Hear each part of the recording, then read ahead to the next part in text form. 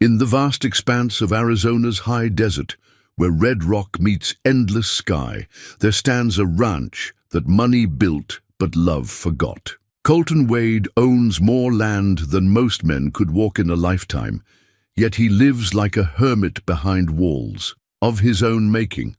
For 20 years, he's trusted no one, loved nothing, and spoken only when necessary. His wealth shields him from the world, but it also keeps out everything that makes life worth living. Then, one scorching afternoon, a beat-up truck rattles down his mile-long driveway, carrying a young woman with dirt under her fingernails and hope in her heart. Tessa Bloom has nothing to her name except stubbornness and a willingness to work harder than any man on his payroll. She's about to discover that some hearts aren't meant to stay frozen forever. But will the secret she's hiding destroy everything before love gets its chance? Before we jump back in, tell us where you're tuning in from. And if this story touches you, make sure you're subscribed, because tomorrow I've saved something extra special for you. The hand-carved wooden sign at the entrance to Wade Ranch had weathered 73 Arizona summers, its letters now more shadow than paint against the bleached oak. Wade Ranch Est, 1952, the year Colton's grandfather had claimed this stretch of high desert with nothing but determination and a borrowed stake. 3 generations of Wades had worked this land, but only one had learned to live on it alone. Colton Wade rose each morning at 5:30, not because the ranch demanded it, but because sleep had become a luxury he couldn't afford. Dreams had a way of bringing back faces he'd rather forget, voices that whispered promises as empty as the wind that swept across his 40,000 acres. Better to meet the day on his feet than wrestle with ghosts in his bed. The morning ritual never varied. Black coffee, no sugar, drunk standing at the kitchen window that overlooked the main corral. The newspaper, scanned but rarely read. The outside world had stopped mattering to him, somewhere around the time he'd stopped believing in the goodness of people. Then the walk to the stables, where his boots echoed hollow on the concrete. Floors, a sound that had become the soundtrack to his solitude. His ranch hands knew better than to attempt conversation beyond the necessary exchange of duties. Miguel, his foreman for the past 12 years, understood the unspoken rules better than most. A nod of greeting, a brief rundown of the day's tasks, and then blessed silence. The men respected Colton's need for distance, though whether that respect came from understanding or fear, he'd never bothered to ask. The Wade Ranch stretched across some of the most beautiful land in Arizona, where red sandstone mesas rose like ancient cathedrals against an endless sky. Colton owned mineral rights, water rights, and grazing permits that made him one of the wealthiest men in 3 counties. Yet wealth, he'd learned, was a poor substitute for warmth. Money could buy isolation, but it couldn't purchase peace. His grandfather's study remained exactly as it had been when the old man died 15 years ago. Books lined the walls, volumes on cattle breeding, range management, and Arizona history that represented 3 generations of accumulated wisdom. But wisdom, Colton had discovered, was different from understanding. He understood business, land management, and profit margins. What he'd never understood was how his grandfather had managed to build an empire while keeping his heart intact. The betrayal had come 20 years ago, though Colton tried not to measure his life in before and after anymore. Sarah Bloom had been everything he'd thought he wanted. Beautiful, charming, and seemingly devoted to the quiet rancher who'd offered her his heart and his name. She'd accepted both, then disappeared 3 days before their wedding with $50,000 from his account and his business partner, taking with her every ounce of trust he'd possessed. The townspeople of Clearwater knew the story, or thought they did. Some pitied him. Others whispered that he'd gotten what he deserved for being fool enough to trust a woman half his age. Most had simply moved on, as people do, leaving Colton to navigate the aftermath alone. He'd built walls, not just around his property, but around his heart, and had spent 2 decades making sure they were high enough to keep everyone out. The kitchen where he took his solitary meals had been designed by Sarah, back when they'd planned, to fill the house with children and laughter. Now it remained a monument to hopes that had died before they'd had a chance to flourish. The long dining table sat empty every evening, set for one out of habit rather than need. He'd considered selling the ranch more than once, starting over somewhere his past couldn't follow him, but the land was in his blood. Leaving would mean admitting defeat, and Wade men didn't surrender. At 61, Colton had settled into a rhythm that might charitably be called living. He managed his business with the efficiency of a man who understood that success required no emotional investment. His lawyers handled contracts, his accountants managed finances, and his foreman oversaw daily operations. Colton himself had become something of a ghost on his own property, present, but not participating in the life that surrounded him. The irony wasn't lost on him, that he'd become exactly what Sarah had accused him of being, a man married to his land instead of his heart. The difference was that now he wore that isolation like armor, protection against a world that had taught him too well that trust was a luxury he couldn't afford. Evening found him where morning had begun, standing at the kitchen window with a glass of whiskey instead of coffee, watching the sun set behind the mesas that had witnessed 3 generations of Wade dreams and disappointments. Tomorrow would bring another day identical to today, and the day after that, and all the days that stretched ahead like an endless horizon of careful solitude. He'd grown comfortable with emptiness, or so he told himself. Comfortable enough that when the sound of an unfamiliar engine broke the evening quiet, he felt the first stirring of something he'd thought long dead, curiosity about what tomorrow might bring. The battered leather journal had seen better. Decades. Its cover, once a rich brown, had faded to the color of desert sand, and its pages held the dreams of a young woman who'd learned early that hope was sometimes all that stood between survival and surrender. Tessa Bloom clutched it against her chest as her ancient pickup truck wheezed up the mile-long driveway to Wade Ranch, each pothole jarring loose, another prayer that this time would be different. The truck's engine had been making concerning noises for the past 50 miles, and the temperature gauge hovered dangerously close to the red zone. She'd coaxed it this far on willpower and the last $23 in her pocket, but even faith had its limits. When the imposing ranch house finally came into view, nestled against red rock cliffs like something from a Western painting, Tessa whispered a quiet thank you to whatever guardian angels might be listening. She'd heard about Colton Wade from the gossips at the diner in Phoenix, the rich hermit who owned half the county but trusted no one. They'd called him everything from eccentric to downright mean, but they'd also mentioned he paid fair wages to anyone willing to work hard. Tessa had been willing to work hard her entire life. It was trusting that had gotten her into trouble. Truck's final death rattle coincided with her arrival at the main house, steam rising from under the hood like incense at a funeral. Tessa sat for a moment, gathering courage and checking her reflection in the cracked rearview mirror. Dust from 3 states clung to her dark hair, and her clothes bore the evidence of too many days on the road, but her green eyes still held the determination that had carried her this far. The front door opened before she'd even knocked, revealing a man who seemed carved from the same weathered stone as the landscape around him. Colton Wade was taller than she'd expected, with silver threading through dark hair and lines around his eyes that spoke of too many years squinting into the desert sun. Those eyes, a pale blue that reminded her of winter skies, regarded her with the wariness of a man who'd learned to expect disappointment from unexpected visitors. "You lost?" His voice carried the weight of authority and the weariness of someone who'd heard too many sob stories from strangers looking for handouts. "No, sir. I'm exactly where I need to be." Tessa straightened her shoulders, drawing on reserves of confidence she wasn't sure she possessed. "I'm looking for work. I can clean, cook, mend fences, tend horses, whatever needs doing."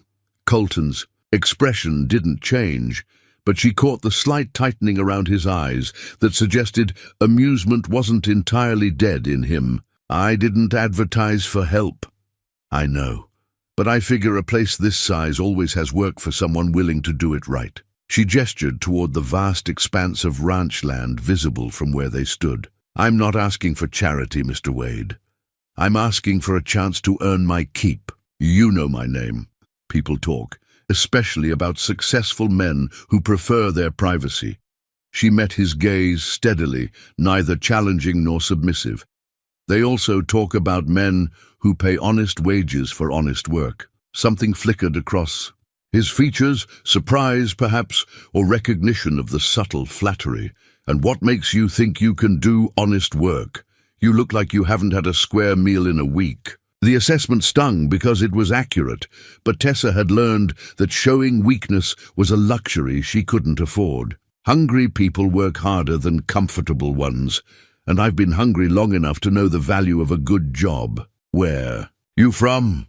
The question came after a long pause, during which she could practically feel him weighing her worth against the trouble she might represent. Most recently, New Mexico.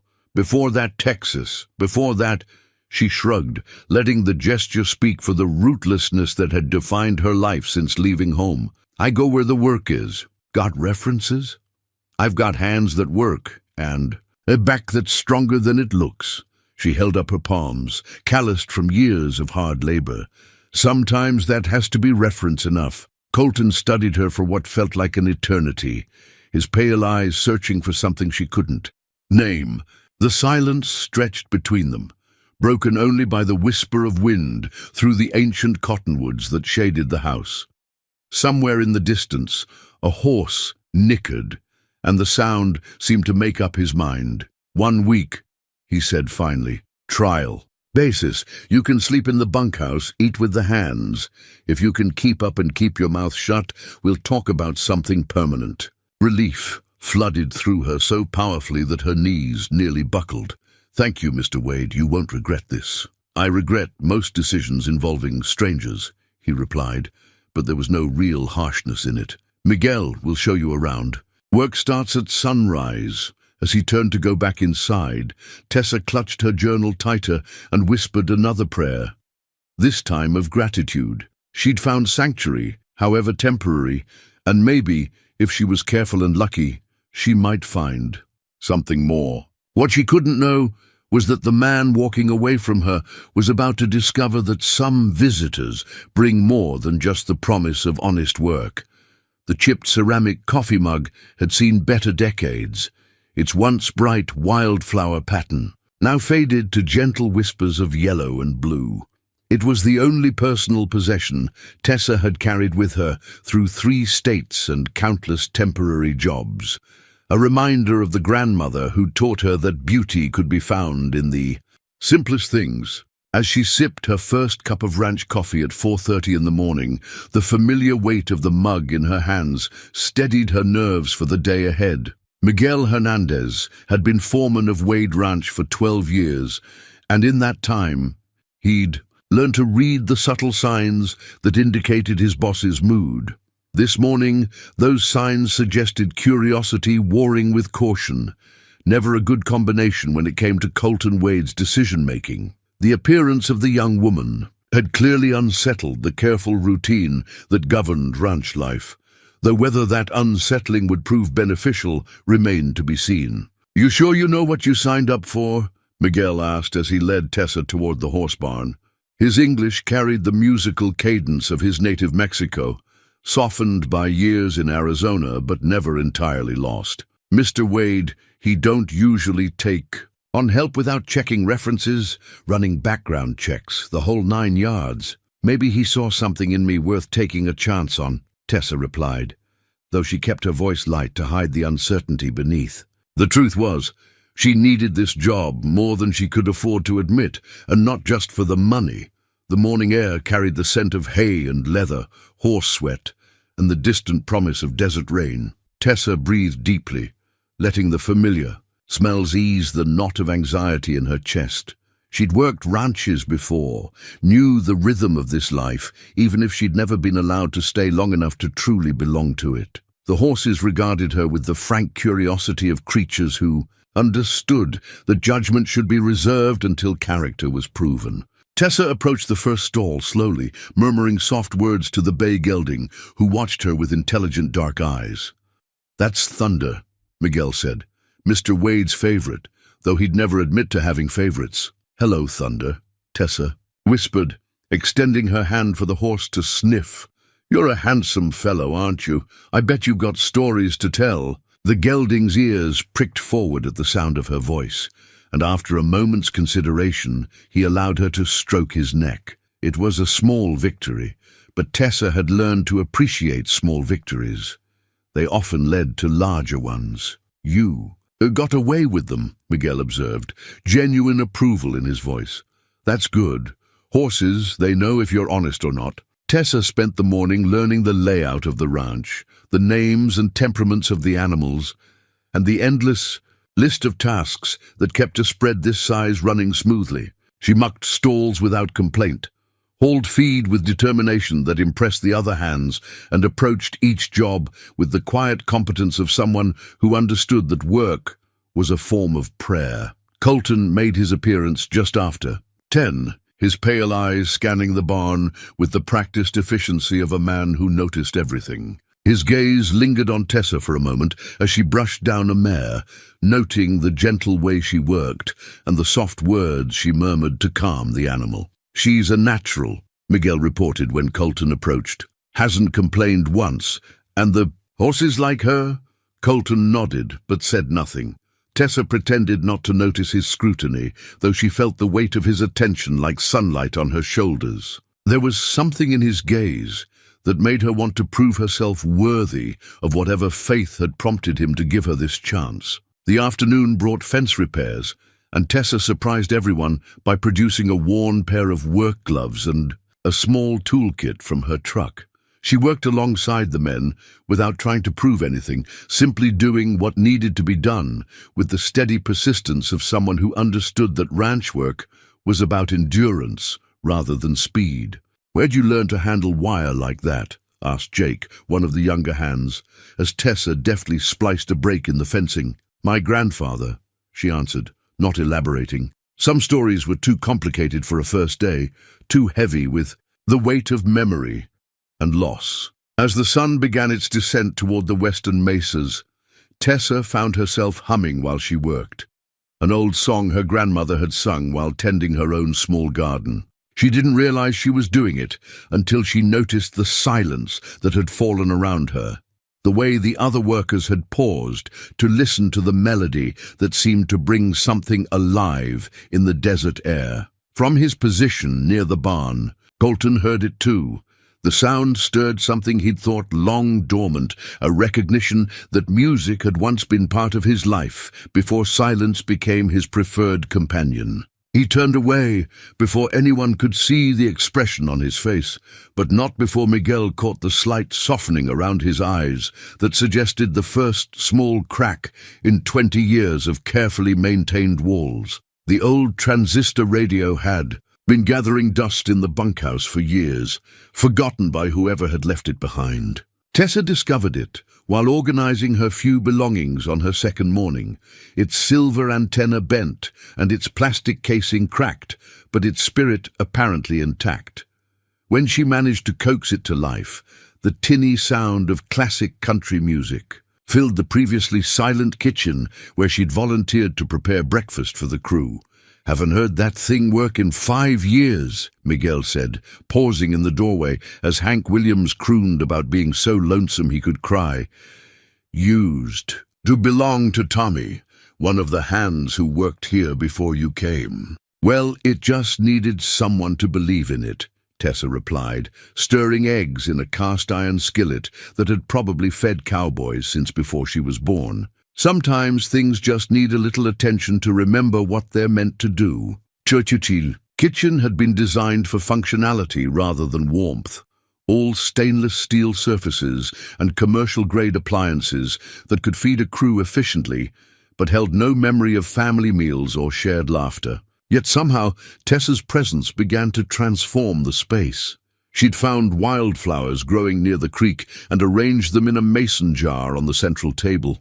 The radio provided a soundtrack that made even mundane tasks feel less like work. and more like life. By the time the hands gathered for breakfast, the sterile kitchen had become something approaching welcoming. The men filed in quietly, unsure how to respond to the change. They'd grown accustomed to grabbing quick meals in silence, eating standing up or taking their plates back to the bunkhouse. But Tessa had set the table properly, with mismatched plates that she'd found in various cabinets and cloth napkins that had never seen use. "Sit," she commanded gently when they hesitated. "Food tastes better when you're not rushed." Jake, the youngest of the crew, was the first to settle into a chair. "Smells like my grandmother's kitchen," he said with wonder, as if he'd forgotten that food could be about more than mere sustenance. "That's the highest compliment you could give me," Tessa replied, serving fluffy scrambled eggs alongside bacon that she'd somehow managed to cook to perfection despite the industrial-sized griddle. "Grandmothers know the secret ingredient that makes everything better." "What's that?" asked Carlos, another hand who'd been working the ranch for nearly a decade. "Love," Tessa said simply, as if it were the most obvious thing in the world. "Food made with love always tastes different." The men exchanged glances, uncertain how to respond to such open sentiment in a place where emotions had been carefully buried for years. But as they ate, conversation began to flow more freely than it had in recent memory. Jake talked about his plans to save money for veterinary school. Carlos mentioned his daughter's upcoming quinceañera. Even Silent Pete, who'd earned his nickname, through years of careful word conservation, managed a few sentences about the weather patterns he'd been observing. Colton's appearance in the doorway brought a momentary hush to the proceedings. He stood there for a long moment, taking in the scene of his employees actually enjoying their meal, instead of wolfing it down before hurrying back to work. His gaze settled on Tessa, who was refilling coffee cups and chatting easily with men who'd barely spoken to each other beyond work-related necessity. "Morning, Mr. Wade," she said, without any of the deference the others showed him. "Coffee's fresh if you'd like some." "I don't usually," he began, then stopped himself. The truth was, he hadn't eaten breakfast with other people in 20 years, preferring the isolation of his own kitchen to the potential complications of shared meals. "One cup won't hurt," Miguel said quietly, speaking the words that everyone was thinking but no one else dared voice. Tessa had already poured the coffee, black as he preferred it, and gestured toward an empty chair at the head of the table. The chair where his grandfather used to sit during family meals, back when the kitchen had been filled with voices and laughter instead of efficient silence. He found himself sitting down before he'd consciously made the decision, accepting the plate. Tessa placed before him with eggs that were perfectly fluffy and bacon that was crispy but not burnt. The radio played softly in the background, some old Patsy Cline song about falling to pieces, and for a moment Colton felt something shift inside his chest, a loosening of the tight control he'd maintained for so long. "These are good," he said finally, surprised by his own voice in the domestic scene.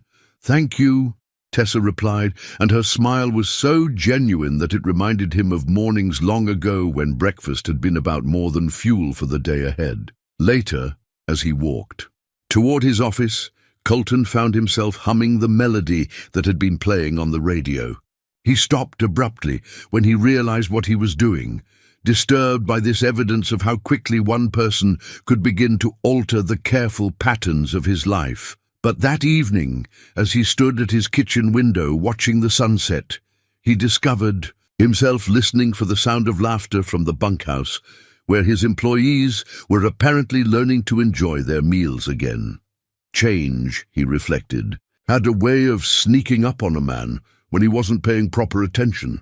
The dusty photo album had been buried in the bottom drawer of Colton's grandfather's desk for 15 years, hidden beneath financial records and ranch documents like a secret too painful to acknowledge. Its leather cover bore the scars of handling by generations of Wades, and its pages held images of a family that had once believed in permanence, in the possibility that love could outlast the harsh realities of desert life. Tessa discovered it. by accident while helping Colton organize paperwork for the quarterly tax filing. She'd been reaching for a folder of receipts when her fingers brushed against the album's worn edge, and curiosity had gotten the better of discretion. "I'm sorry," she said immediately when Colton looked up from his ledger to find her holding the album.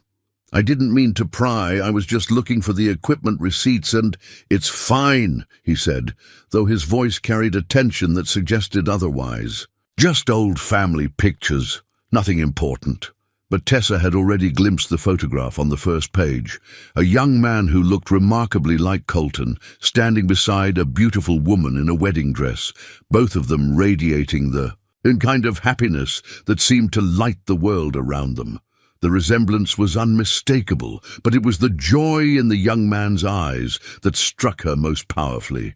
This was Colton, before whatever had happened to hollow out his heart. "Your grandparents?" she asked softly, settling the album on the desk between them. "Wedding day 1952. His fingers traced the edge of the photograph without quite touching it. "Same year they founded the ranch. Grandpa used to say they built everything together, the house, the business, the family. Said partnership was the secret to lasting success. They look happy." It was an inadequate observation, but Tessa found herself moved by the obvious devotion captured in the black and white image. They were married 47 years before cancer took her. Grandpa never remarried, said he'd had his great love, and wouldn't settle for anything less. Colton's voice carried a mixture of admiration and something that might have been regret. Without asking permission, Tessa turned the page, revealing more photographs. Birthday parties, Christmas mornings, family gatherings where multiple generations smiled at the camera with the easy confidence of people who belonged to each other. There was young Colton at various ages, a boy who'd apparently known how to laugh before life taught him to guard his emotions.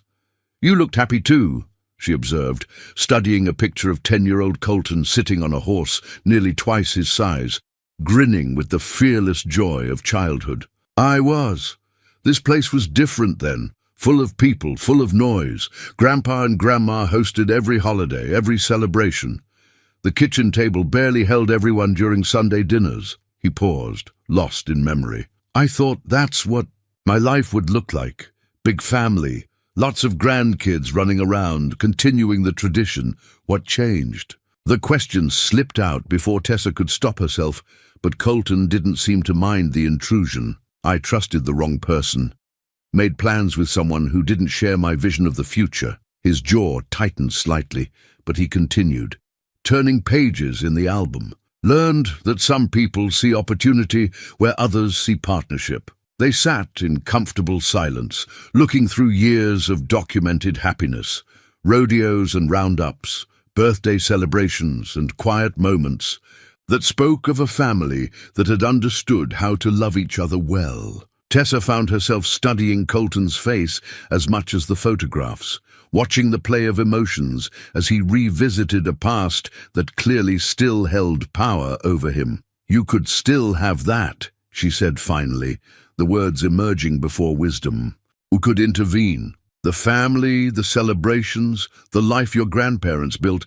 It's not too late, isn't it?" His pale eyes met hers, and for a moment she saw past the carefully maintained walls to the loneliness that lived beneath. "I'm 61. Years old, Tessa, set in my ways, used to silence. What woman would want to take on a project like me?" "The right woman wouldn't see you as a project," she replied, holding his gaze despite the flutter of nervousness in her chest. "She'd see you as a man worth knowing, worth loving." Something shifted in the space between them, a recognition that their conversation had moved beyond employer and employee into territory neither had intended to explore. Colton closed the album carefully, as if shutting away not just the photographs, but the possibility of hope they represented. "Sometimes knowing someone comes with too high a price," he said quietly, "for both people involved." But as Tessa returned to her filing and Colton went back to his ledgers, both were acutely aware that something had changed in the afternoon light filtering through the office windows. The album sat between them like a bridge across 20 years of careful isolation, its pages holding proof that love was possible even in the harsh beauty of the desert, if a person was brave enough to risk his heart one more time. The letter arrived on a Tuesday morning, delivered by a postal service truck that rarely had reason to venture down the Wade Ranch driveway. Tessa's name was written across the envelope in handwriting she recognized with a sinking heart, and the return address confirmed her worst fears. She slipped it into her jacket pocket before anyone could notice, but the weight of it seemed to impress against her ribs like a physical reminder of the past she'd been trying so hard to escape. For 3 weeks, she'd allowed herself to believe that maybe this time would be different. Maybe she could stay long enough to put down roots, to become part of something larger than her own survival.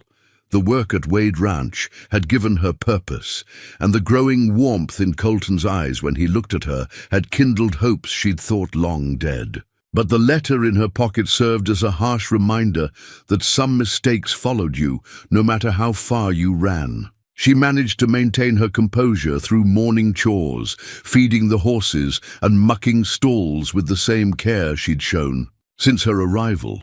But Miguel noticed the change in her demeanor immediately, the way her usual humming had stopped, how her shoulders carried a tension that hadn't been there the day before. "You okay, Mika?" he asked during the lunch break, using the affectionate term that had become natural over the weeks of working together. "Just tired," she replied, forcing a smile that didn't reach her eyes. "Didn't sleep well last night." It wasn't entirely a lie. Sleep had become elusive lately, not because of discomfort, but because of the growing awareness that she was falling in love with a man who'd already been betrayed once by someone he'd trusted. The guilt of her deception had been gnawing at her conscience for days, and now the letter made it impossible to ignore. That evening, after the other hands had retired to the bunkhouse, Tessa found herself alone in the kitchen with the sealed envelope spread before her on the scarred wooden table. Her hands trembled slightly as she opened it, though she already knew what it would contain. The words were brief but devastating in their implications. "Tessa, found you. We need to talk. Your debt to the family isn't forgotten. Neither is your father's betrayal. Call me Marcus." The letter was signed with a phone number and an address in Phoenix that made her stomach clench with remembered fear.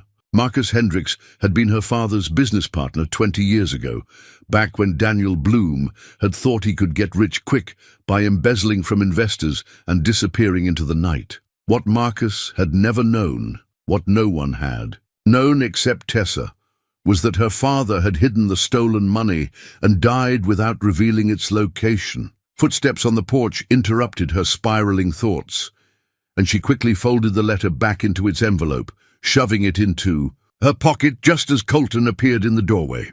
He'd taken to stopping by the kitchen in the evenings, drawn by the warmth and companionship that had become natural between them over shared cups of coffee and quiet conversation. "Thought I might find you here," he said, settling into the chair, across from her with the easy familiarity that had developed over the past week. "You seem distracted today.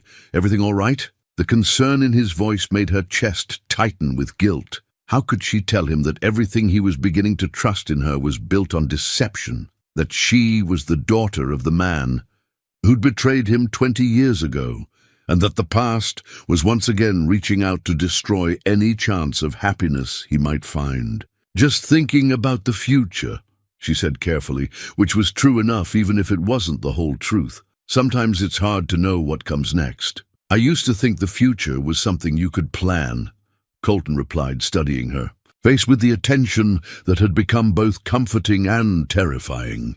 "Map it out like a business strategy, control all the variables. But lately, I'm learning that maybe the best things come when you stop trying to control everything." His words were a knife to her heart. He was opening himself to possibility again, learning to trust despite 20 years of careful isolation. And she was sitting across from him, harboring the very kind of secret that had taught him to guard his heart in the first place. "Colton," she began. then stopped, unable to find words that would prepare him for the truth without destroying the fragile bond they'd built. "What is it?" His hand moved across the table to cover hers, the first deliberate physical contact between them, and the warmth of his touch made her want to weep for what she was about to lose. "Nothing," she whispered, hating herself for the cowardice, but unable to bear the thought of seeing trust die in his eyes. "Just grateful for the chance you gave me here." He squeezed her hand gently, and she memorized the feeling because she suspected it might be the last moment of tenderness she would ever receive from him.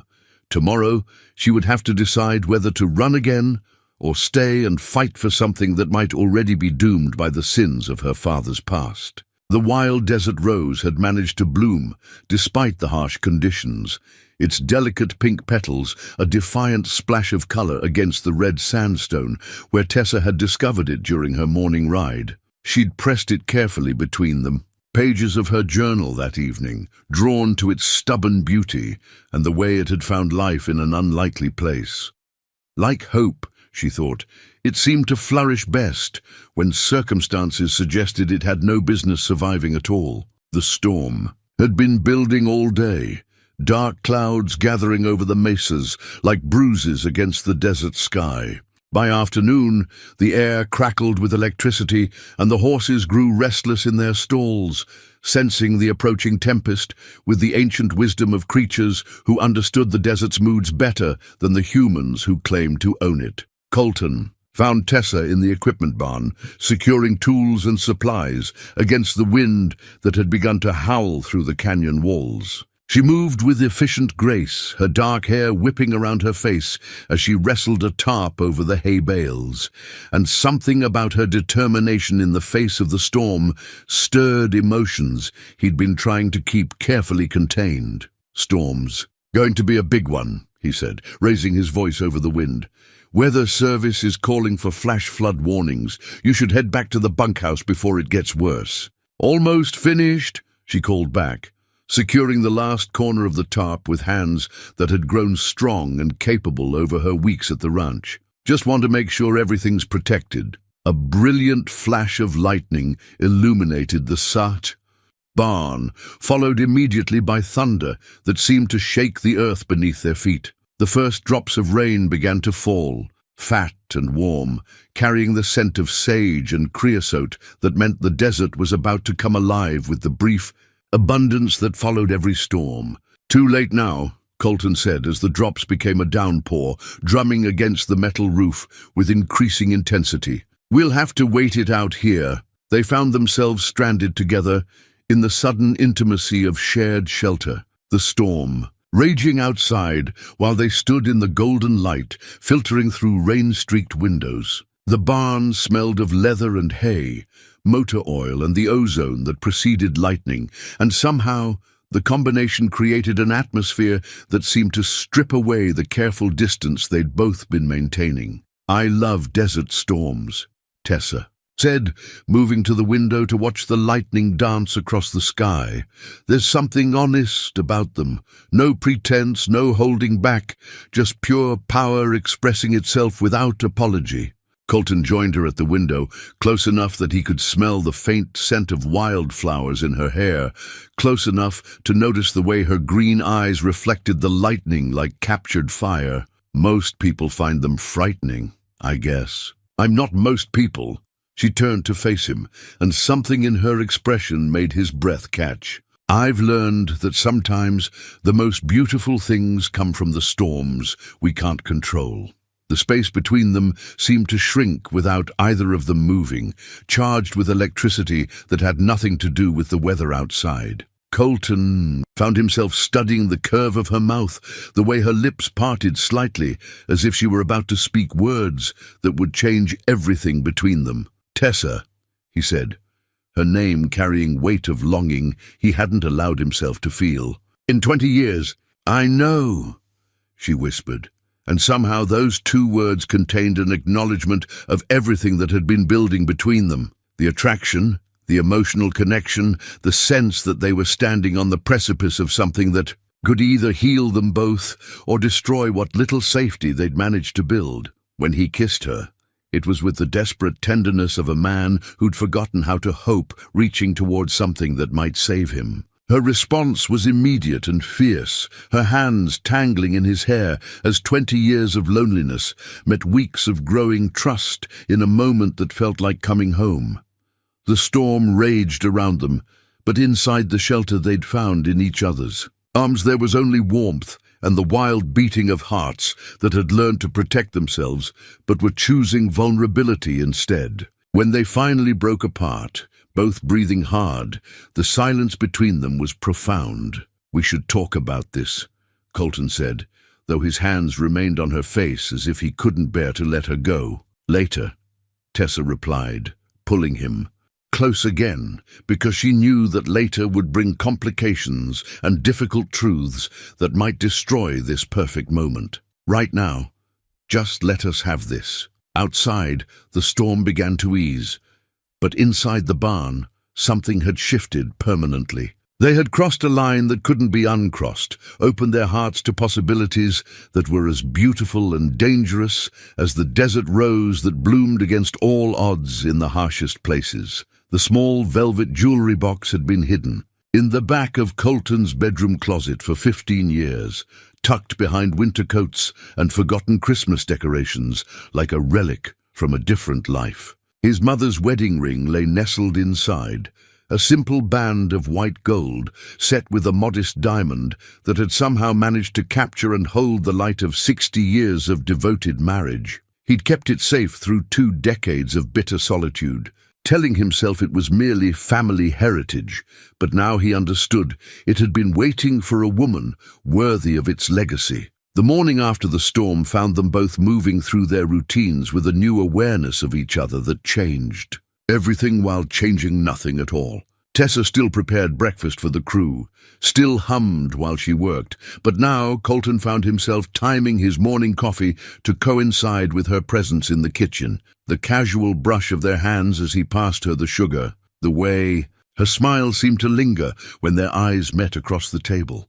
These small intimacies carried the weight of the promises they'd made to each other in the storm's embrace. "You're different," Miguel observed, as he watched his boss actually participate in the morning conversation instead of drinking his coffee in watchful silence. "Lighter somehow. Like you've been carrying something heavy and finally set it down." Colton couldn't deny the accuracy of the observation.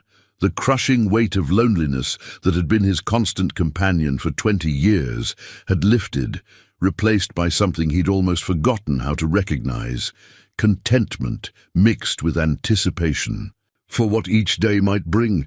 Tessa's laughter from across the kitchen seemed to illuminate corners of his heart that had been dark for far too long. Their relationship deepened gradually over the following weeks, built on shared moments stolen between the demands of ranch life. Evening walks along the creek where cottonwoods rustled secrets in the desert breeze. Quiet conversations on the front porch as the sun painted the mesas in shades of gold and crimson. Simple touches that spoke of growing trust.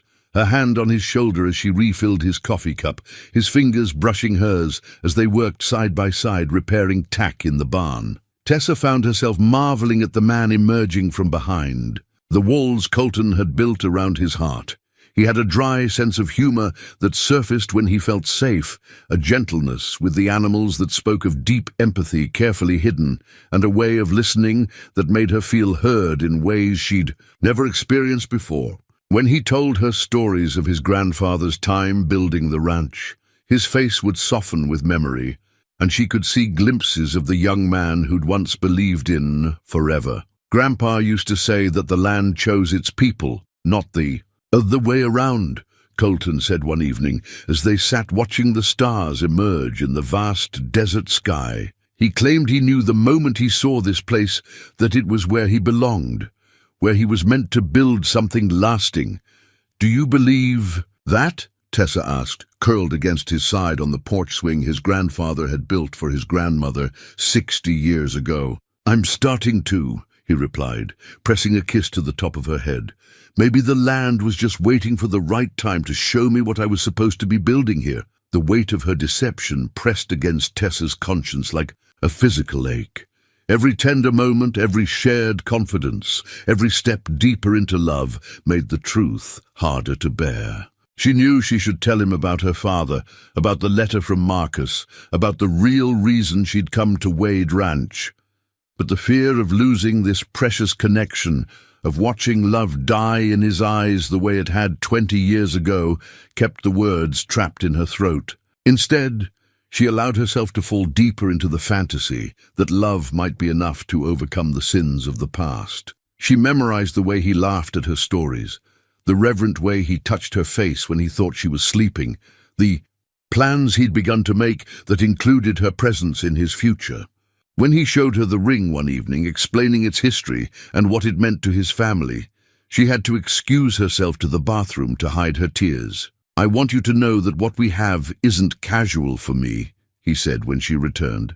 The ring box sitting open between them on the kitchen table like a promise waiting to be made. "I know it's too soon to make any permanent declarations, but I need you to understand that you've given me back something I thought I'd lost forever." "What's that?"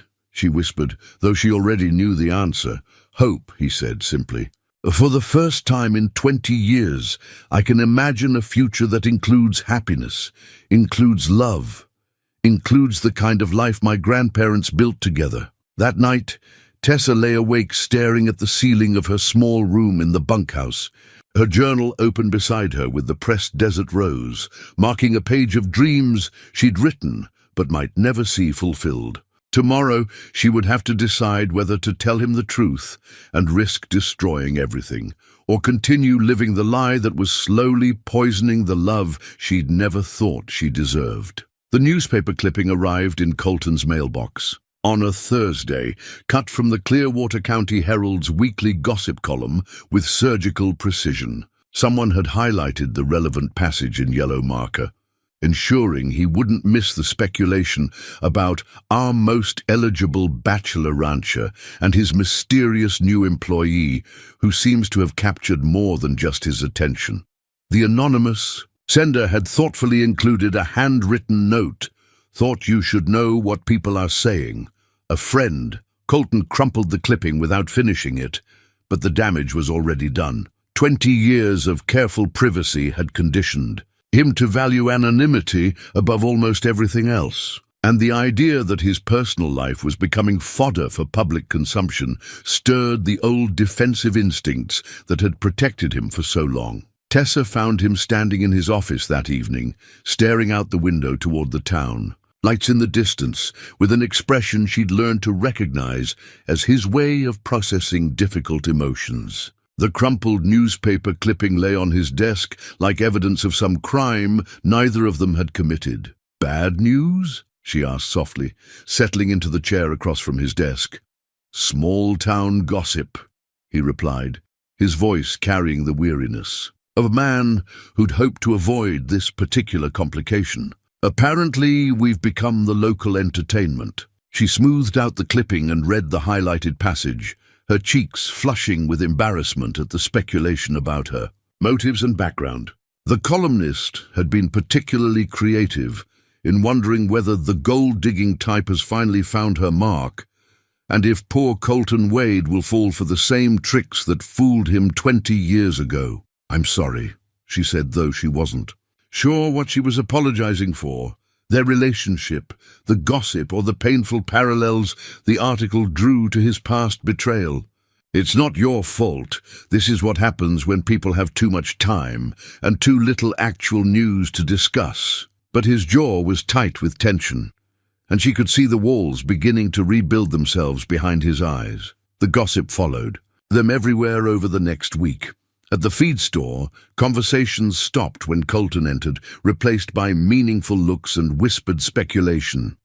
At the diner, where Tessa occasionally picked up supplies, the waitress asked pointed questions about her plans and whether she was settling down permanent-like, with barely concealed suspicion. Some of the attention was kind. Mrs. Henderson from the Church Ladies' Auxiliary made a point of telling Tessa how nice it was to see Colton smiling again, and Doc Martinez mentioned that love was good medicine for any man, especially one who'd been alone too long. But the negative voices seemed louder, more persistent, carrying the weight of a community that had watched one of their own get hurt badly and weren't eager to see it happen again. "People are protective of you," Tessa observed one evening as they sat on the porch, the distance between them on the swing slightly larger than it had been the week before. "Or they enjoy drama," Colton replied, though there was something defeated in his voice that suggested the gossip was affecting him more than he wanted to admit.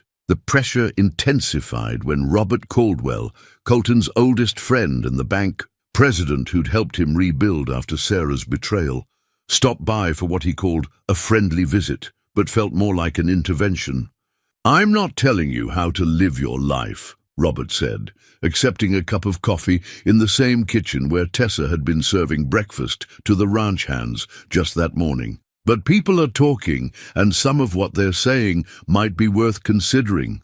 Such as how little anyone knows about her background, where she came from, why she showed up here with nothing but the clothes on her back, whether her interest in you has more to do with your bank account than your heart." Robert's words carried the careful tone of a friend delivering unwelcome truth.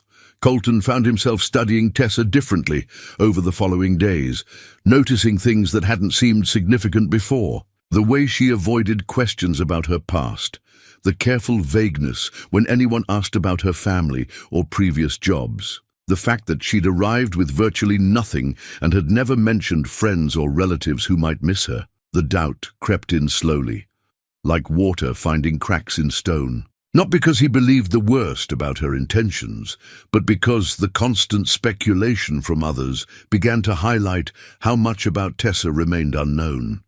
He'd fallen in love with her warmth, her work ethic, her ability to bring life back to his carefully ordered world.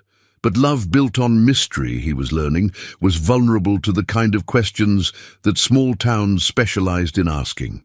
"Maybe we should slow down," he said one evening, the words emerging before he'd fully decided to speak them. "Give people time to get used to the idea of us before we make any permanent decisions." The hurt that flashed across Tessa's face was immediately replaced by understanding, but the damage was done. The outside world had successfully planted seeds of doubt in the garden they'd been cultivating together, and both of them wondered if love would be strong enough to survive the harsh light of public scrutiny. The hand-whittled wooden horse was no larger than Tessa's palm, its surface smooth from hours of careful carving and sanding. Colton had worked on it in the evenings after she'd gone to bed, his grandfather's old pocket knife moving with surprising delicacy across the piece of cottonwood he'd selected from the grove by the creek. It was the first creative thing he'd made in 20 years, born from an urge to give her something that came from his hands rather than his wallet, something that carried meaning deeper than mere expense. "It's beautiful," Tessa whispered, turning the tiny horse over in her hands to admire the detail he'd managed to capture in such a small piece of wood. The mane flowed with lifelike movement, the legs were positioned in a perfect gallop, and the expression on the carved face somehow conveyed both wildness and grace. "It's thunder," Colton said, though she'd already recognized the likeness to his favorite gelding. "Figured you should have something to remember your first horse friend when—" He stopped, not wanting to voice the possibility that their time together might be temporary. They were sitting on a blanket beside the creek, sharing a picnic lunch that had become their Sunday tradition over the past month. The gossip in town had died down to occasional whispers, and they'd found ways to create privacy within the vast expanse of his ranch, where curious eyes couldn't intrude on the quiet happiness they'd built together. "When what?" she prompted gently, setting the carved horse carefully in her lap. "When you decide whether this life is really what you want," he said, his honesty cutting through the perfect afternoon like a knife. "I know I'm not easy to love, Tessa. Set in my ways, used to being alone. Most women would find that suffocating. After a while, most women aren't me," she replied, reaching for his hand with a confidence that surprised them both. "And maybe being alone isn't the same as being lonely. Maybe you've just been waiting for the right person to share the solitude with." The weeks that followed were the closest thing to perfect that either of them had ever experienced. Tessa continued to transform the ranch house from a fortress of isolation into something that felt like home. She'd planted herbs in the kitchen garden, hung cheerful curtains in the windows, and somehow convinced the old grandfather clock in the hallway to keep proper time again. Colton found himself looking forward to each day with an anticipation he'd forgotten was possible. Their evenings were spent in comfortable companionship. She would read while he worked on ranch paperwork, or they'd sit together on the porch swing, watching the desert come alive with the soft sounds of night.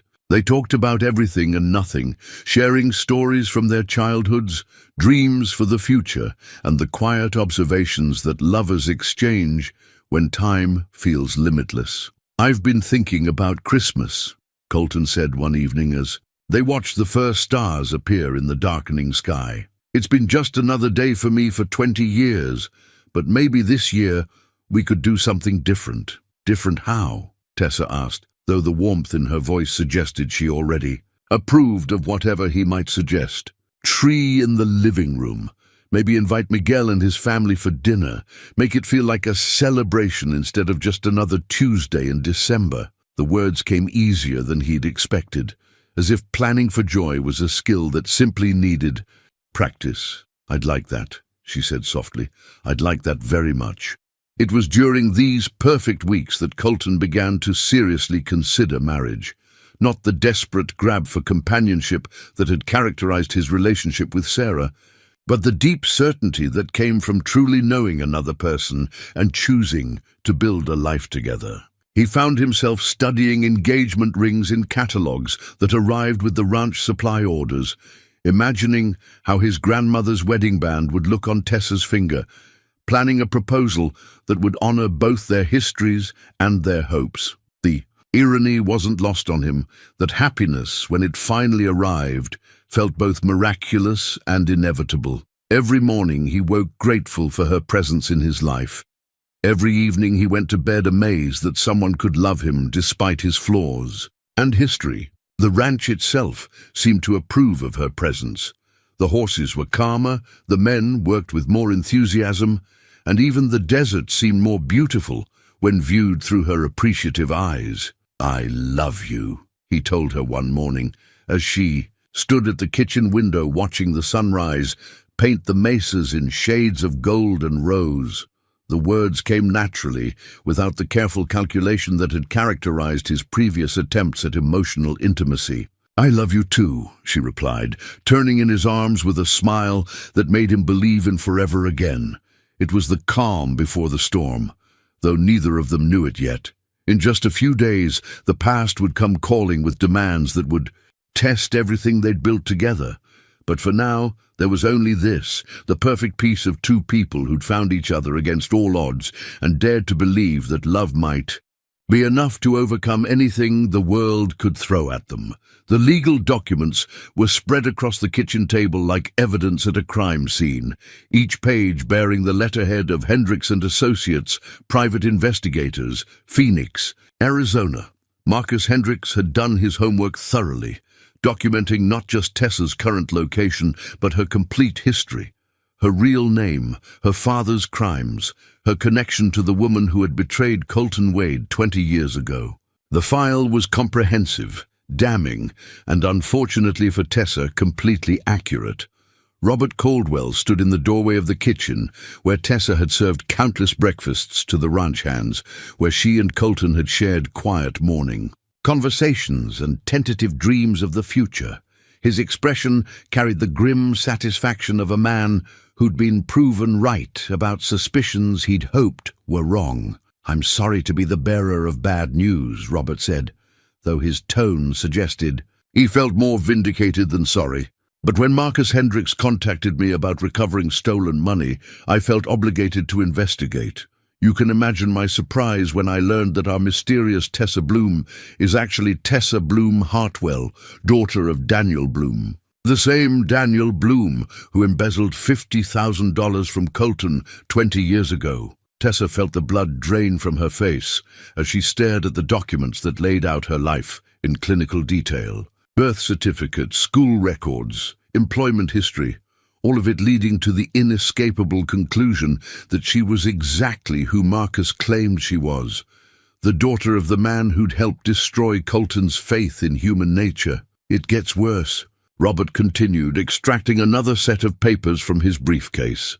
According to Mr. Hendricks, your father hid the stolen money before he died, and you're the only person who might know where it is. He believes you came here intentionally, hoping to seduce Colton into forgiving the debt or perhaps gain access to his finances to repay what your family owes. That's not true, Tessa whispered, but her voice lacked the conviction needed to counter such damning evidence. How could she explain that she'd come to the ranch seeking redemption for her father's sins, not to perpetuate them? How could she make anyone understand that her love for Colton was real, even though her presence there was based on deception? The sound of boots on the front porch announced Colton's return from his morning ride, and Tessa's heart clenched with the knowledge that everything was about to change forever. She'd known this moment would come eventually, had lain awake countless nights, imagining how the truth would finally surface, but she'd hoped to find the courage to tell him herself, on her own terms, when their love was strong enough to survive the revelation. Instead, she would watch him discover her deception through the cold presentation of legal documents and the accusations of people who'd never believed in her innocence. "Colton!" Robert called as footsteps echoed in the hallway. "Could you join us in the kitchen? There's something you need to see." Colton entered the room with the easy confidence of a man returning to a place where he felt safe and loved, but that confidence evaporated the moment he saw the expressions on their faces and the papers spread across the table. His pale eyes moved from Robert's grimly satisfied face to Tessa's stricken one, reading the story before anyone spoke a word. "What's this about?" he asked quietly, but Tessa could already see the walls beginning to rebuild themselves behind. His eyes... Robert handed him the file with the efficiency of a man delivering a business report rather than destroying someone's life. "This is about the woman you've been planning to marry, her real identity, her family history, and the reason she showed up at your ranch with nothing but the clothes on her back." Colton read in silence, his face growing more remote with each page. When he reached the photographs, school pictures of young Tessa standing beside her father at various family gatherings, Daniel Bloom's mugshot from his arrest, newspaper clippings about the embezzlement case, his hands began to shake, almost imperceptibly. "Sarah's maiden name was Bloom," he said finally, his voice carrying the hollow tone of a man watching his worst nightmare repeat itself. "She was your sister."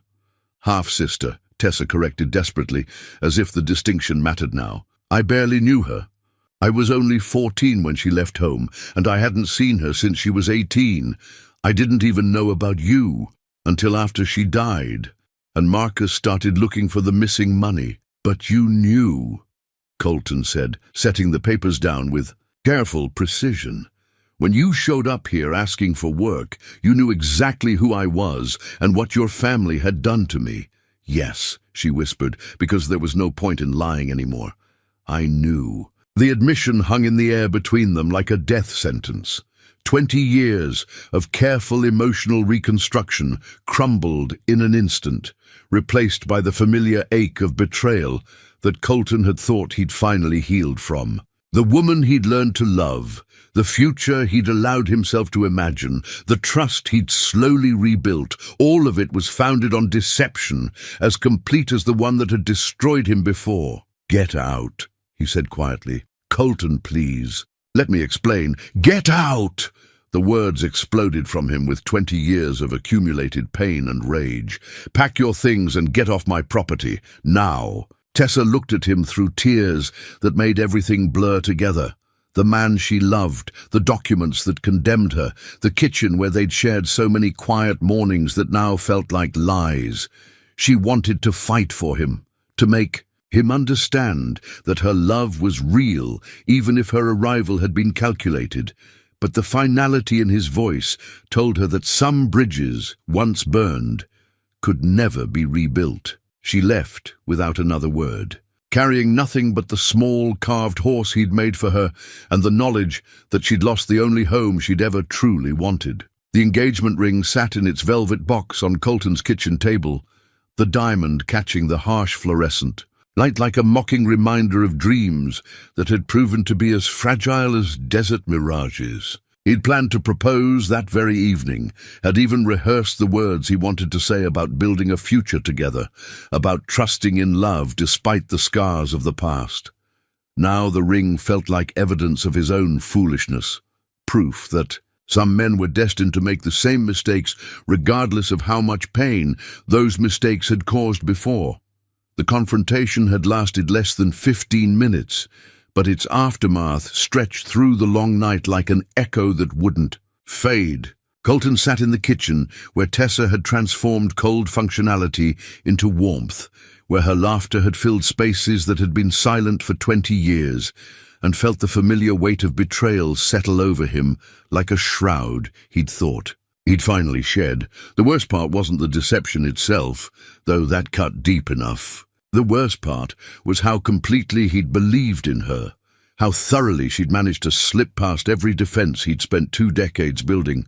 She'd played the role of the grateful employee, the vulnerable woman seeking only honest work, the loving partner who saw past his flaws to the man he might still become.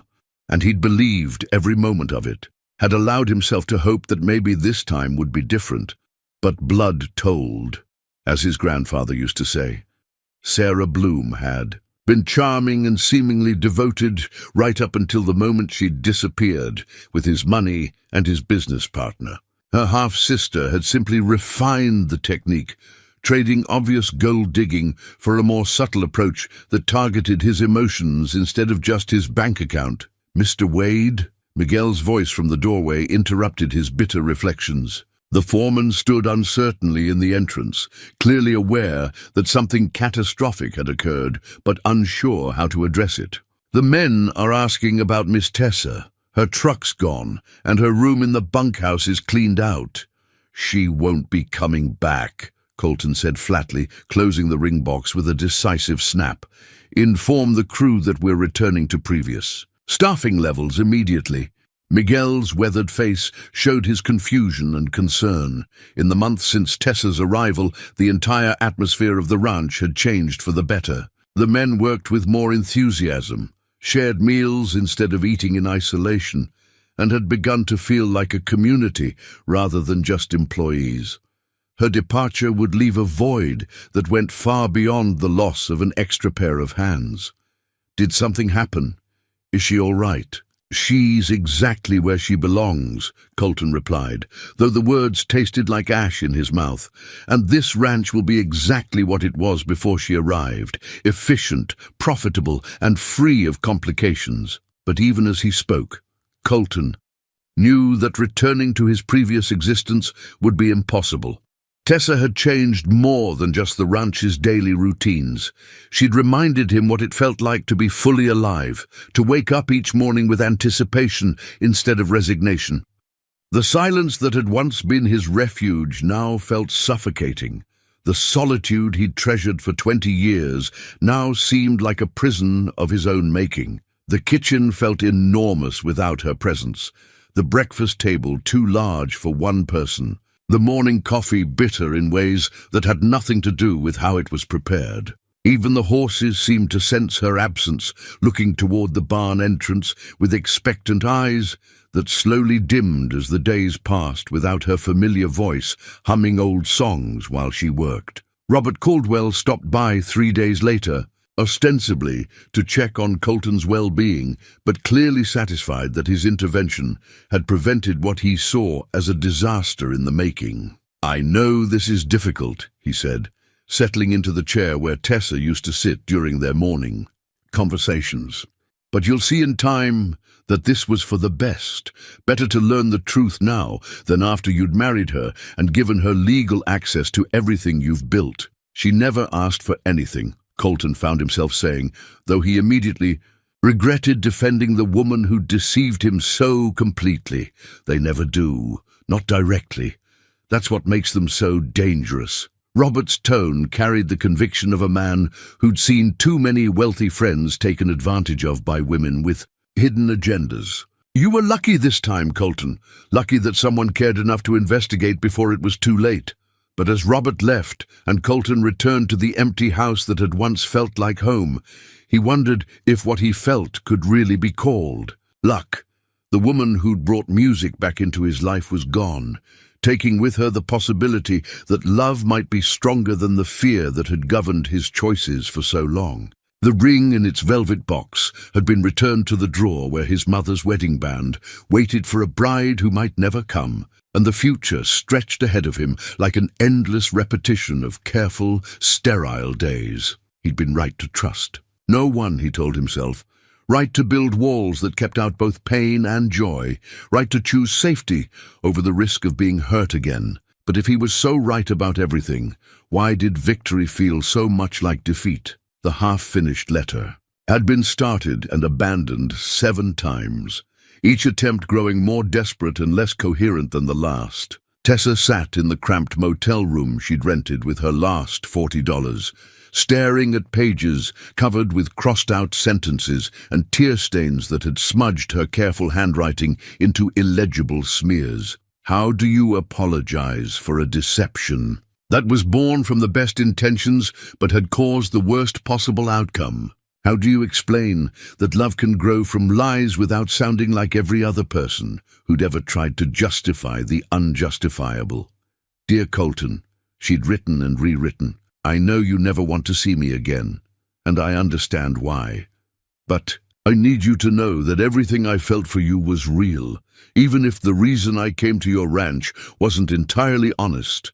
Each draft felt more inadequate than the last. Words seemed insufficient to bridge the chasm that had opened between them, too small to carry the weight of all the things she needed him to understand. That she'd arrived at his ranch seeking redemption, not exploitation.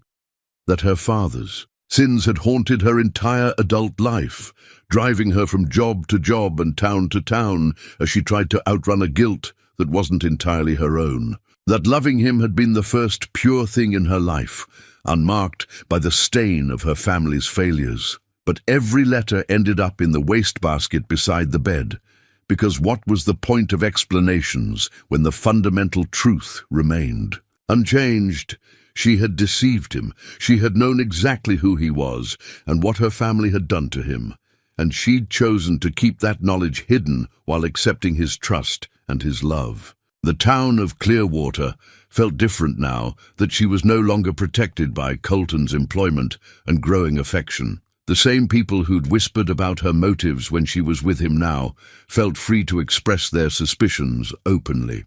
At the diner where she'd tried to find work, the manager had looked her up and down with barely concealed disdain before informing her that they didn't need help from her kind. The gas station attendant had overcharged her for fuel while making pointed comments about people who came to town looking for easy money. Only Maria Santos, the elderly woman who owned the small motel, had shown her any kindness. Maria had lived long enough to understand that life was complicated, that good people sometimes made bad choices, and that everyone deserved a chance at redemption if they were willing to work for it. You look like someone carrying a heavy load, Maria observed one evening as Tessa sat on the narrow porch outside her room, watching the sunset paint the desert in familiar shades of gold and crimson. Want to talk about it? I fell in love with someone I had no right to love, Tessa said simply, and I lost him because of choices my family made before I was old enough to understand what choice meant. Love's never about rights, Maria replied, settling into the plastic chair beside her. It's about courage. The courage to open your heart despite the risk, and the courage to fight for what matters when everything seems hopeless. Meanwhile, at Wade Ranch, Colton was discovering that isolation wasn't the comfort he'd remembered it to be. The house felt haunted by Tessa's absence. Every room held memories of her presence. Every silence echoed with the ghost of her laughter. He'd had Miguel remove the wildflowers she'd planted in the kitchen garden, but their absence only made the space look more barren than before. The kitchen table where they'd shared so many quiet conversations now served only as a place to eat solitary meals that tasted like dust. The ranch hands moved through their duties with the mechanical efficiency he'd once prized, but the easy camaraderie that had developed during Tessa's time there had vanished.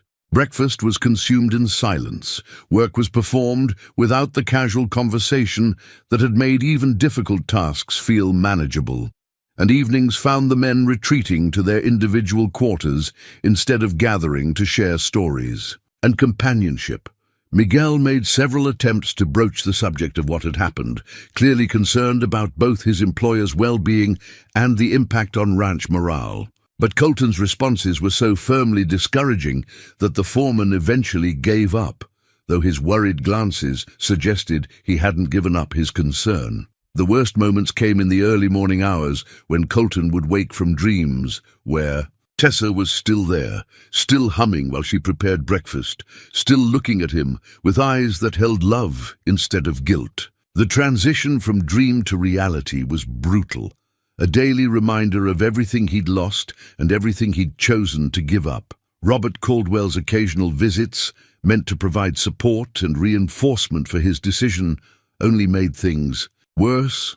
Robert's satisfaction with the outcome, his repeated assurances that Colton had dodged a bullet, felt increasingly hollow as the days passed without the relief that vindication was supposed to bring. Both of them were learning that being right wasn't the same as being happy, and that protecting yourself from further hurt sometimes meant protecting yourself from any possibility of healing as well. The yellowed envelope arrived at Maria's motel on a Tuesday morning, forwarded from 3 previous addresses as Tessa's. Father's effects finally caught up with her 2 years after his death. Inside, written in Daniel Bloom's familiar handwriting, was a confession that would change everything Colton thought he knew about the betrayal that had shaped 20 years of his life. Maria knocked gently on Tessa's door, holding the letter with the careful reverence of someone who recognized that some pieces of mail carried the weight of destiny. "This came for you, Misha.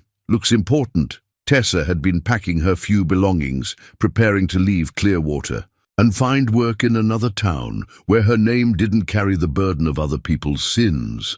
The sight of her father's handwriting stopped her cold, and she sank onto the narrow bed with trembling hands as she read words that had been meant for her eyes years earlier. "My dearest Tessa," the letter began. "If you're reading this, then I'm gone, and you're probably dealing with the consequences of choices I made when I was too proud and too scared to ask for help when I needed it most." The confession that followed was detailed and devastating. Daniel Bloom hadn't embezzled money from Colton Wade.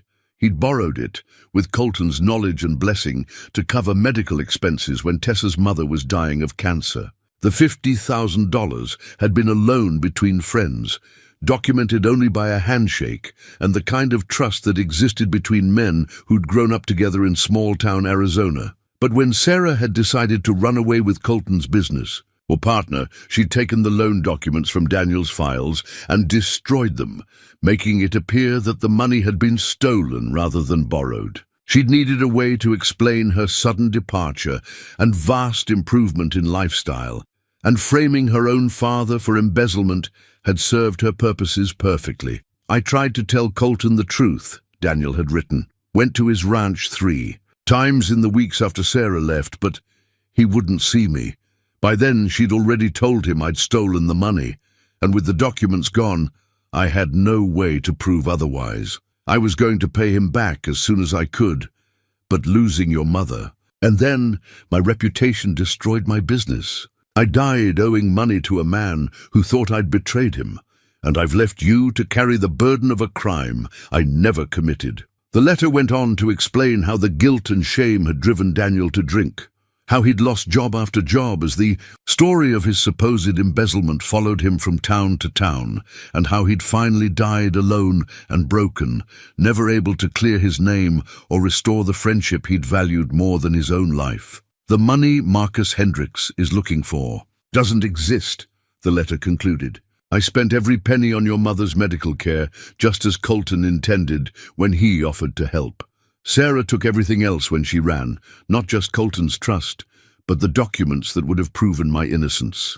I should have fought. Harder to clear my name, but after your mother died, I didn't have the strength to fight anyone about anything. Tessa read the letter 3 times before its full implications sank in. Her father hadn't been a criminal. He'd been a victim of Sarah's manipulation, just as Colton had been. The shame that had driven her from job to job, the guilt that had made her feel she owed some debt to Colton Wade, the secret that had ultimately destroyed her chance at happiness. All of it had been based on a lie that Sarah had constructed to cover her own crimes. "I have to show this to Colton," she whispered to Maria, who'd waited patiently while Tessa absorbed the contents of her father's final message. "Sigh, you do," Maria agreed. "But the question is whether he'll believe it, or whether 20 years of hurt has made him too suspicious to accept the truth even when it's right in front of him." Tessa folded the letter carefully and placed it in the envelope with her father's other effects.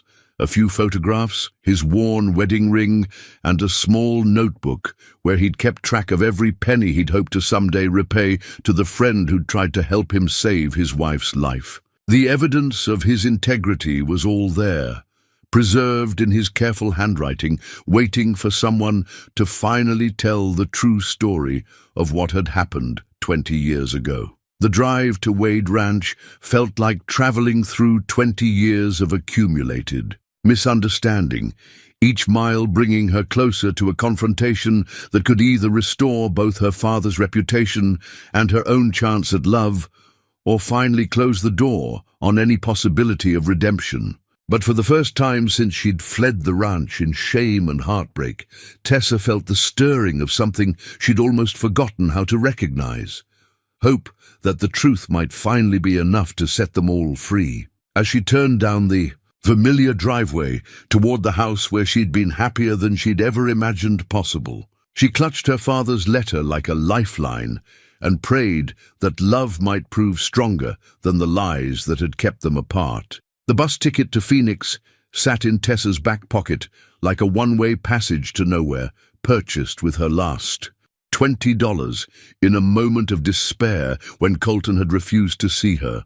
She'd driven to Wade Ranch that morning with her father's letter clutched in her hands and hope burning in her chest, only to have Miguel deliver Colton's message from behind the firmly closed front door. "Mr. Wade says he has nothing to say to you and he'd prefer if you didn't come back."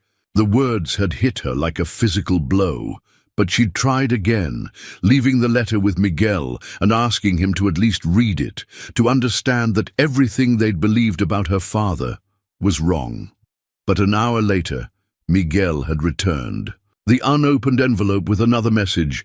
"Mr. Wade says the past is the past, and he's not interested in relitigating old business." So she'd bought the bus ticket and spent the afternoon sitting on a bench in Clearwater's small depot, watching the desert wind blow dust devils across the parking lot while she waited for the evening bus that would take her away from Arizona. Forever. The weight of failure pressed down on her shoulders like the desert heat.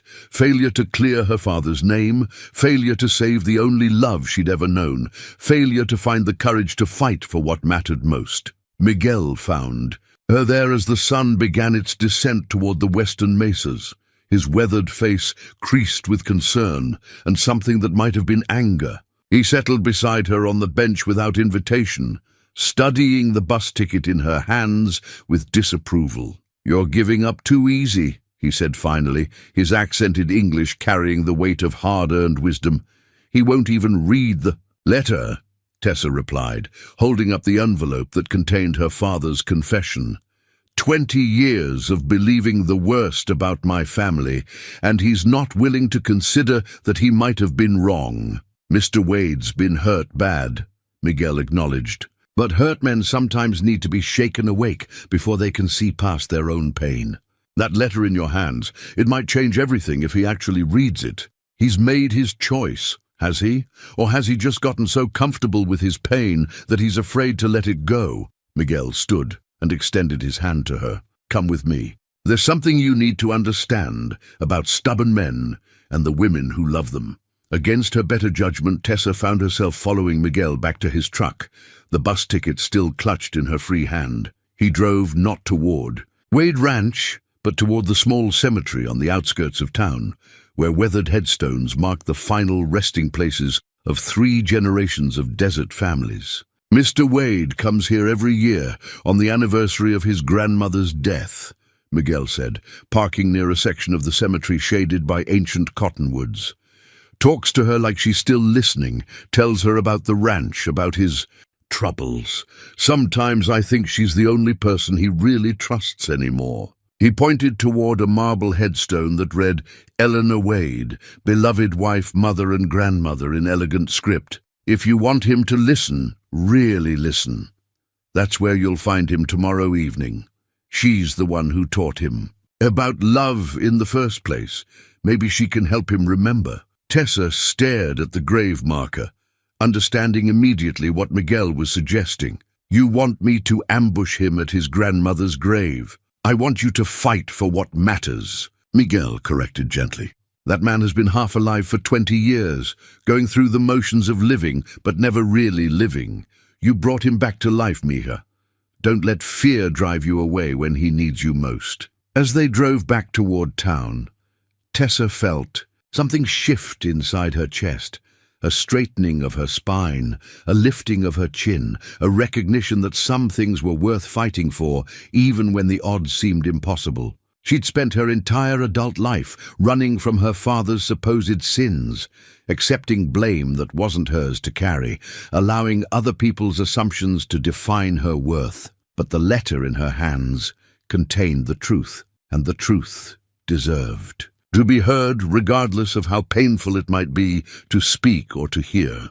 Tomorrow evening, she would go to Eleanor Wade's grave and wait for a stubborn man to come seeking counsel from the woman who taught him that love was worth any risk. The bus to Phoenix left without her that night, carrying away her last chance at escape and leaving her to face the most important conversation of her life. As she watched its taillights disappear into the desert darkness, Tessa whispered a prayer to whatever guardian angels might be listening, that tomorrow would bring the courage she needed to fight for a love that had transformed them both.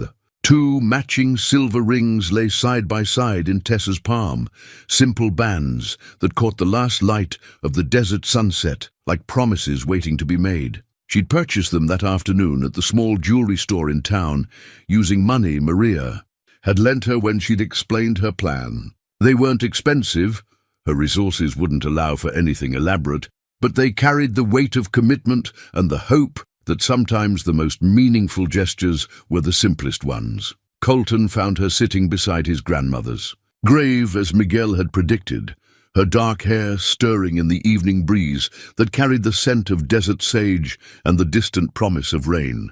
Eleanor Wade's headstone rose between them like a silent mediator, and for a moment he considered turning around and leaving before she noticed his presence. But something about the way she sat so quietly, so patiently, reminded him of his grandmother's own steadfast faith in the power of truth to eventually surface, no matter how deeply it had been buried. "Miguel said you'd be here," he said finally, settling onto the stone bench his grandfather had placed beside the grave 60 years ago. "I was hoping you'd come." Tessa's voice carried none of the desperation he'd expected, only a quiet determination that reminded him of the woman who'd convinced him to give her work despite his better judgment. "I have something that belongs to you.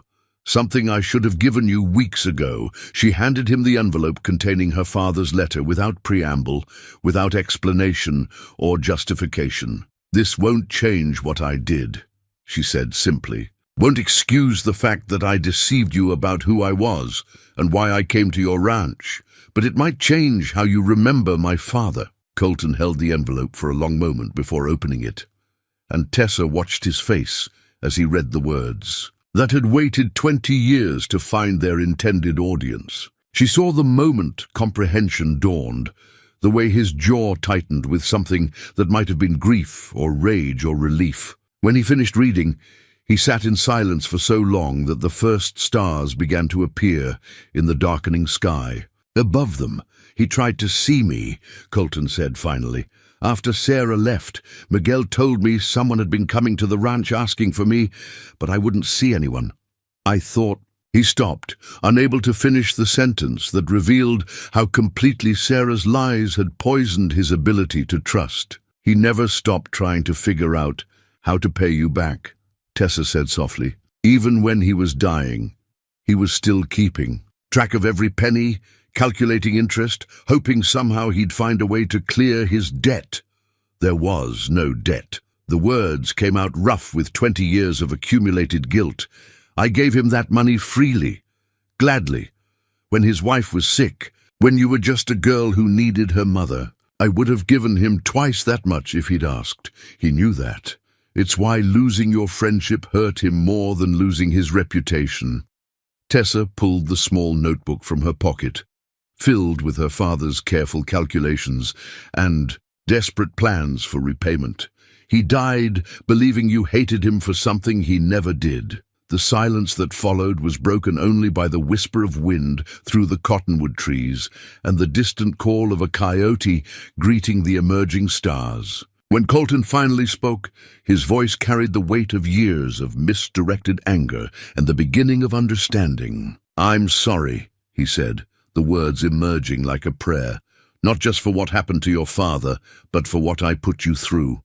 For refusing to listen, for choosing to believe the worst instead of giving you a chance to explain. We both made choices based on fear," Tessa replied, opening her palm to reveal the 2 silver rings. "But maybe we could make different choices now, better choices." She explained her idea as the darkness deepened around them. Not an engagement, not yet, but a commitment to rebuild what they'd lost on a foundation of complete honesty. Promise rings that would represent their willingness to trust again, to fight for each other instead of against their own fears. "It won't be easy," she said as he examined the simple bands. "Learning to trust each other again, dealing with the gossip, working through 20 years of hurt and misunderstanding. But I love you, Colton Wade. I love the man who gave my father money to save my mother's life, and I love the man who taught me that home isn't a place, but a person you choose to build a life with." He slipped one of the rings onto her finger, with hands that trembled slightly, then allowed her to do the same for him. The bands caught the starlight like captured hope, and when he kissed her there, beside his grandmother's grave, it felt like a benediction from the woman who taught him that love was always worth the risk. "We'll take it slow," he promised against her lips. "Build it right this time, with no secrets between us." "No secrets," she agreed, and for the first time in weeks, the future stretched ahead of them like a road leading home, instead of a path to nowhere. The deed to Wade Ranch lay open. On the kitchen table, its official language now amended to include 2 names, where there had once been one. Colton Wade and Teresa Bloom Wade, joint tenants with rights of survivorship. The legal terminology that transformed a lifetime of solitary ownership into a true partnership built on trust, love, and the hard-won wisdom that some things were worth more than the safety of independence. 6 months had passed since their wedding day, when the entire community of Clearwater had gathered under the cottonwood trees beside the creek to witness a love story that had survived deception, betrayal, and the weight of 20 years' worth of accumulated hurt. The ceremony had been simple but profound, officiated by the same minister who'd buried Colton's grandparents and blessed by the presence of people who'd learned that sometimes the most unlikely romances produced the strongest marriages. Miguel had served as best man, his weathered face creased with satisfaction as he watched his stubborn boss finally claim the happiness he'd spent 2 decades avoiding. Maria Santos had stood as Tessa's matron of honor, dabbing at her eyes with a lace handkerchief as she witnessed the triumph of courage over fear, love over suspicion. Even Robert Caldwell had attended, offering his grudging approval and a wedding gift that included a written apology for his role in nearly destroying their relationship. The ranch house itself bore witness to the changes that love had wrought. The kitchen, where Tessa had first brought warmth and community, now hosted regular Sunday dinners for the ranch hands and their families, filling the space with the laughter and conversation that Colton's grandparents had once enjoyed. The living room that had stood empty for decades now held comfortable furniture arranged for actual use, books that were read rather than merely displayed, and photographs that captured moments of genuine happiness rather than formal poses. "Hard to believe it's been half a year," Colton said, settling into the chair across from his wife with the morning coffee that had become their daily ritual. The simple word, wife, still caused a flutter of amazement in his chest, as if he couldn't quite believe that such happiness was allowed after so many years of careful solitude. "Feels like a lifetime and a moment at the same time," Tessa replied, her hand moving unconsciously to rest on the slight swell of her abdomen where their first child was making its presence known. The pregnancy had been a surprise, discovered just 2 weeks after their wedding, but it felt like the natural progression of a love that had always been about building something larger than themselves. The baby would arrive in the spring, when the desert came alive with wildflowers and the promise of renewal that followed every harsh winter. They'd already begun preparing the nursery in the room that had once been Colton's childhood bedroom, painting walls that would soon echo with sounds the house had waited decades to hear. The legal resolution of the old embezzlement case had taken months, but Marcus Hendricks had eventually been forced to acknowledge that no crime had been committed and no debt existed. Daniel Bloom's reputation had been posthumously cleared, his name finally removed from the list of criminals who'd betrayed their friends for money. A small marker had been placed beside his grave, acknowledging him as a devoted husband and father, who died with his integrity intact, if not his reputation. "The baby should know about your father," Colton had said when they'd visited the cemetery together. "Should understand that he was a good man who made an honorable choice in impossible circumstances." Now, as they sat in the kitchen where their love had first taken root, Tessa found herself thinking about the stories they would tell their child, not just about Daniel Bloom's integrity, but about the importance of truth, the power of forgiveness, and the way love could bloom in the most unlikely places if people were brave enough to tend it properly. "What are you thinking about?" Colton asked, recognizing the thoughtful expression that usually preceded her most profound observations. "Legacy," she replied, gesturing toward the deed that made their partnership official and the home they were building together. "Your grandparents started this ranch with nothing but love and determination. My father tried to build something good despite circumstances that worked against him. We're just the next chapter in that story." "The next chapter," Colton agreed, reaching across the table to take her hand, "but maybe the one where it all comes together the way it was meant to." Outside, the desert stretched toward the horizon in all its harsh beauty, but inside the ranch house that had once been a fortress of solitude, there was warmth and laughter and the sound of two people planning a future that included more than just survival. The old transistor radio played softly in the background, filling the space with music that spoke of enduring love and second chances.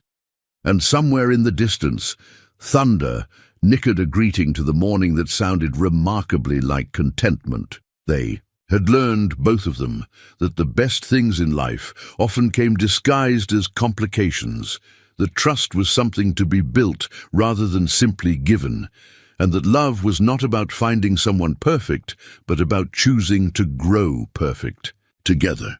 The deed on the table was just paper and ink, but it represented something far more valuable, the choice to build a life based on partnership rather than protection, hope rather than fear. As the sun climbed higher over the mesas that had witnessed 3 generations of Wade dreams, Colton and Tessa Wade began planning another day in a life that had finally become everything they'd never dared to dream it could be.